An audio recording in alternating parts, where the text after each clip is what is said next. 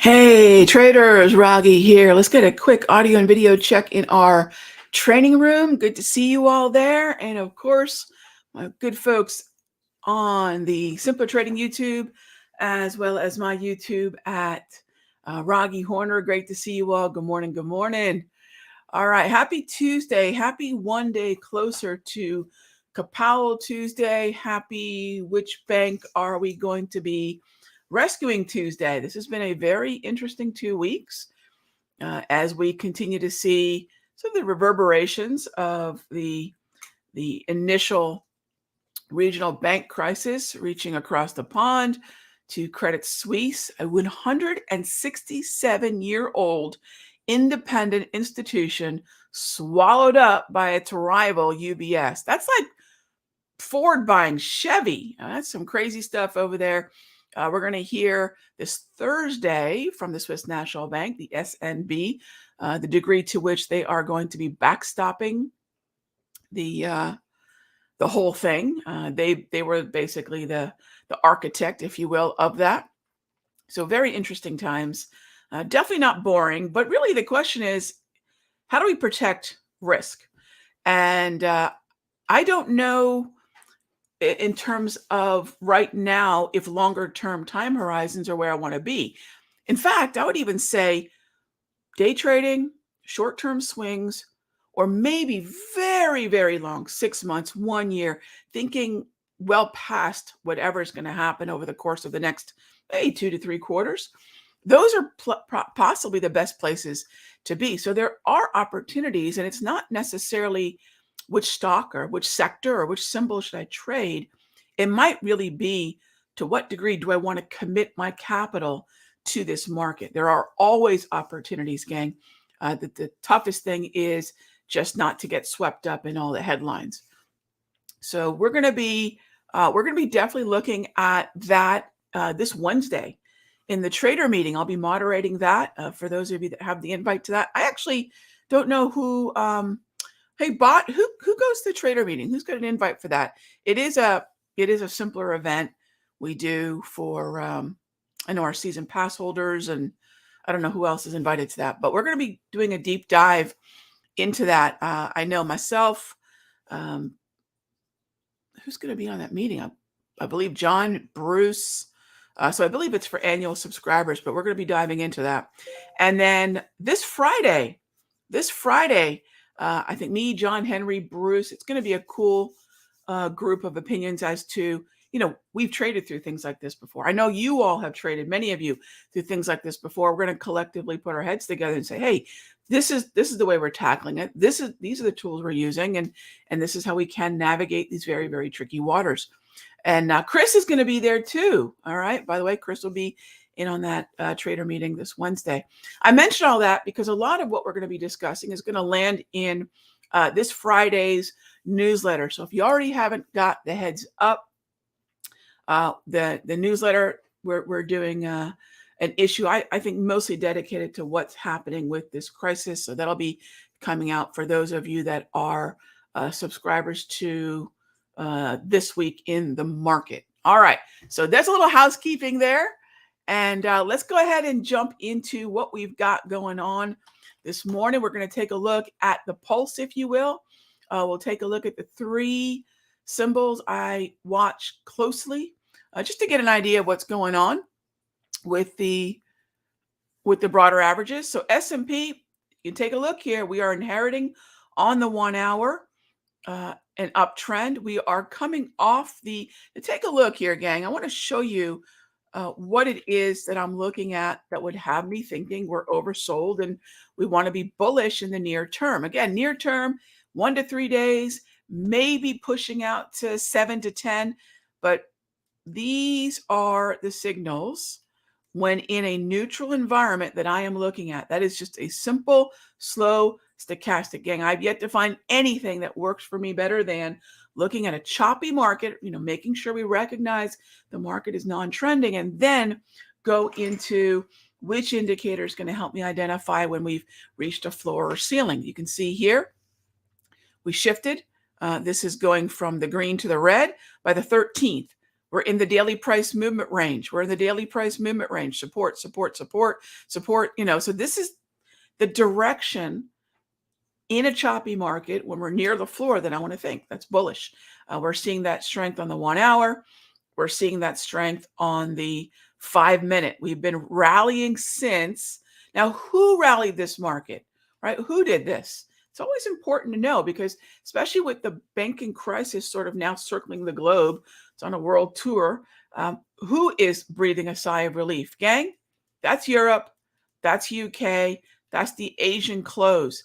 Those 3 times, if we're seeing strength through that, and then it's confirmed with the first cup of coffee in New York, there is very likely an expectation going on right now.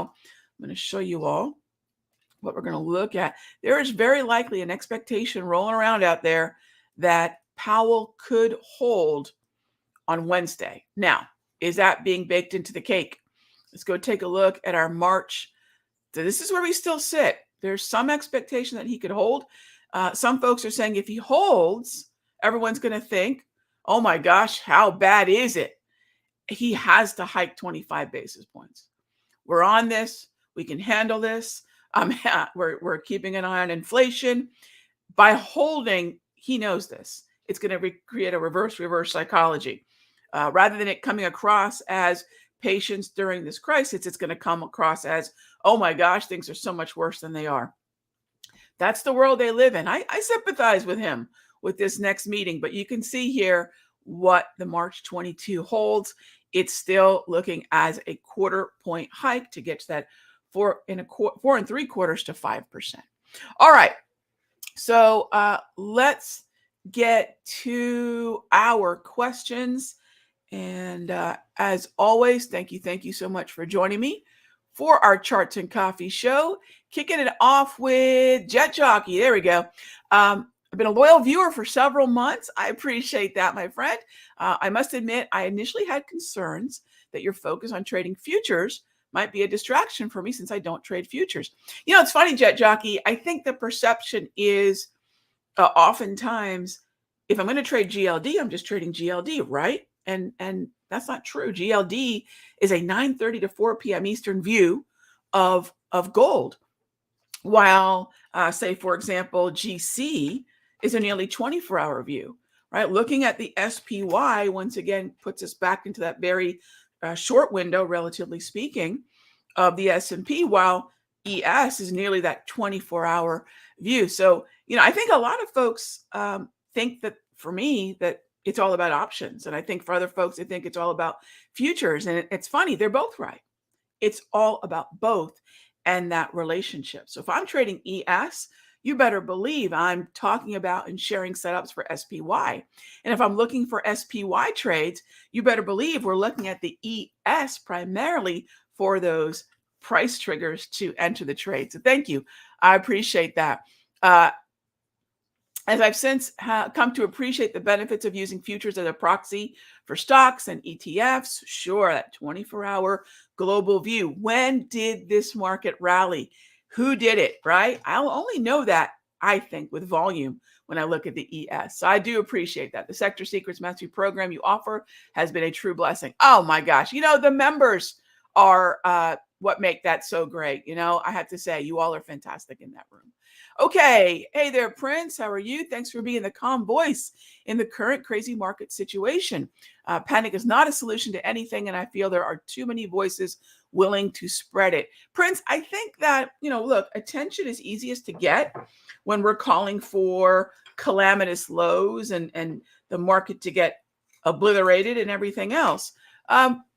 I'll tell you what, John's going to be on that trader meeting. And yes, gang, it is for annual subscribers. But if you want to get sort of the cliff notes of what that meeting is this Friday, again, I'm going to be curating and putting together the newsletter this week in the market starting this Friday.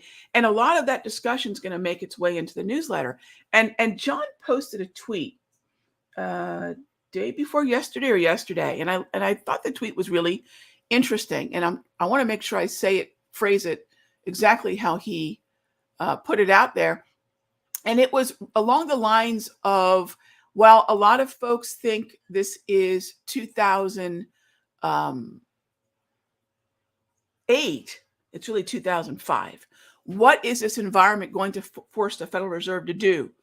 Likely cut sooner and quicker than they would have wanted to. I think Jerome wants to get up to about 5%, right? It's sort of, as they say, to fire the bazooka, you need to load the bazooka, and that is what they've been incrementally doing. So he needs to get those last quarter, one or two more quarter point hikes in, because he knows he's going to have to start to cut soon. That's just the way this goes, right? It's not about agreeing with it. It's not about disagreeing with it. It's not about bashing Powell, although I like to call him Powell. It's really about what are they going to have to do, and can we place ourselves in the market in such a way that we can capitalize on it, right? So I really like that tweet from John. It's definitely something I'm going to ask him more about. Why is this 05 and not 08? And I thought that was a very, very cool place to put our minds as we deal with this environment. And you know what it is? Where are the opportunities? So I appreciate that, Prince. There's a number of us here that, we don't want to talk about, the coming crashes and all the negativity. If it's a crash, we'll get short. If there's an opportunity to take advantage of it, we'll get long puts. But, I'm not going to necessarily go that route, because look, I'm not going to play a game of chicken with the central banks. Pretty sure their printing presses are fairly well rested. Let's see what happens. I appreciate that. All right. With the FOMC, I'm concerned about missing out on potential opportunities, whether the market goes up or down. Can I share some effective strategies for entering new positions and riding the wave? Jet Jockey, and anyone wondering, do we pre-position in front of Powell, okay, or do we post-position? In other words, we want to be in and make a bet about what he's going to say. He's going to cut, he's going to hike, he's going to hold, or do we want to play with the aftermath? And this is just my opinion. I think aftermath. Let's keep the window pretty tight between now and maybe tomorrow around noon, 2 p.m. Eastern, right? To have a window where we can get in and get out before he says whatever he's going to say. Then we'll use the volatility as the trigger for the next leg, as the press conference likely will be the bigger of the two events. Yes, whether or not they hold or hike will be a interesting volatility event. Again, quarter point hike is what's discounted. I'm not talking about what I think. I'm observing that broadly the markets are saying he needs to hold. I mean, there's just an absolute outcry for that on, say, Twitter, which I love to watch. It's the world's cocktail party, gang. It's the world's water cooler. What are folks talking about? Because to some degree, that's going to be discounted. But the much more important discounting, not tweeting, but rather the actions in the federal fund futures contract, right? Those are showing the quarter point hike. Those are folks who didn't just, they're not iPhone thumb jockey, on the social media. These are folks that have skin in the game in terms of saying, yes, we think there's going to be a quarter point hike, which is why I give more credence to those Fed fund future standings. So I will wait till after, Jet Jockey. I will wait for after. All right. By the way, gang, one of the things that I do like to mention from time to time, because folks do ask me, Rog, when is such and such going to go on sale, or when can I get this or that? And I always tell folks, we have sales throughout the year here at Simpler. And I always like to remind folks when we do, because if I can save y'all some money, you can put that money saved into a subscription or into your account, right? I would love for y'all to save some money and put things into the account. And then right now, I guess we're having a tax day pre-sale. I was just made aware of this a little bit ago. And, I like to let you all know. So if there's something you've been wanting, check it out, simplertrading.com. I think the sale ends today.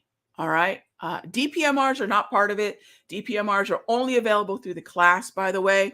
But are HPMRs part of it? But can they get a deal? Oh, there you go, gang. For those of you that are asking me, Rog, I want to check out the hourly price movement ranges, the HPMRs. Those are on sale. DPMRs are class only. But gang, those HPMRs are on sale. Thought I'd mention it. All right. Let's move on to our trading view charts. I want to make sure everyone knows we can use the indicators on both the simpler indicators, many of them, if not most, on Toss and on TradingView.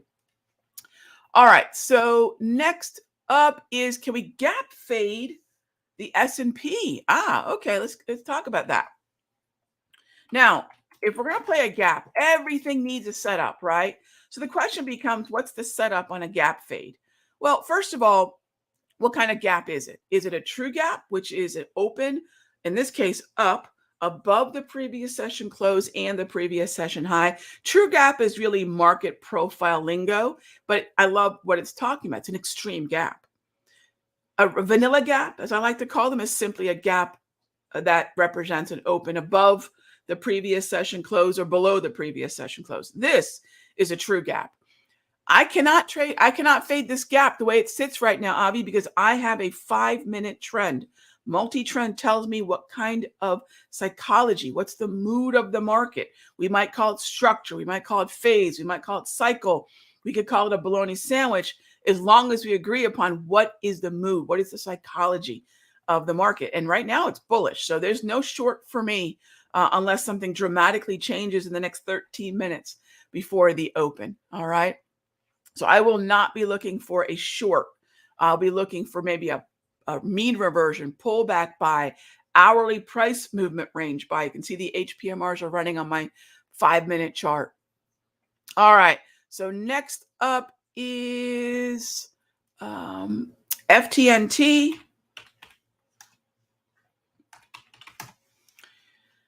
Still green. Oh yeah. In fuego. I mean, if we have strength north of the 200 like this, yeah, off-road bear, beautiful. That's definitely something where if we look at stocks that are not highly correlated, meaning they're not highly weighted into the broader averages and sectors. By the way, if you're not aware of what that means, yeah, Rog, what does it mean to not be highly correlated? What do these sectors represent? Check out the newsletter on Friday. We're going to get into slicing and dicing some of these sectors, talking about which sectors are impacted by what's happening right now with this kind of banking crisis, and then which ones are not. And a lot of what is and is not affected by what's happening right now has a lot to do with waiting, right? With waiting. Mark says, Volcker still raised rates with the bank failures. Mark Bruni, I love what you said there. And I don't want to get into my opinion much, but I will say Paul Volcker was the last great chair we had. I mean, you look at history, and I will not bash the Bernanke. I won't. He was dealt a very difficult hand, but it was the beginning of modern monetary theory, which is what Yellen and now Powell are just basically following through with. Can we monetize debt? Can we print our way out of trouble? You know, again, they have very hard jobs, I will say. But yeah, Volcker, when you look back on what Volcker was dealing with and the way that he dealt with it, yeah, it's really pretty awesome to look back. And for those of you that want an inside look at understanding the Federal Reserve, and I don't mean in a sardonic or kind of way. Yes, you can read Jekyll Island. It's a great book, but I would highly recommend Fed Up by Danielle DiMartino. Very interesting look on the inner workings of the Federal Reserve. It's not about bashing them. It's not about glorifying them. It's just an insider's look. She was working with Fisher and the Dallas Fed for many years. It's just a neat look at the Federal Reserve and why they do what they do, right? I'm more interested in how they're going to do things rather than bashing the way they do things, because one is great for television. The other one's great for setting up opportunity. So thank you, as always, gang, for being a part of Charts and Coffee. Check out that sale. HPMRs are on sale. If you've been wanting to kick the tires on those things, they are available. We have a lot of other things for sale right now. If it can save you some money on something you wanted, you know, go for it. Then we also have our newsletter coming out on Friday. Again, if you haven't checked out This Week in the Market, I think you can grab a trial. I'll be at the helm of that starting this very week. And a lot of what we're going to discuss on that annual subscribers traders meeting, I'm going to put some cliff notes in there for you all in the newsletter this Friday. All right, gang, be good to each other. I will see you tomorrow. Same time, same station.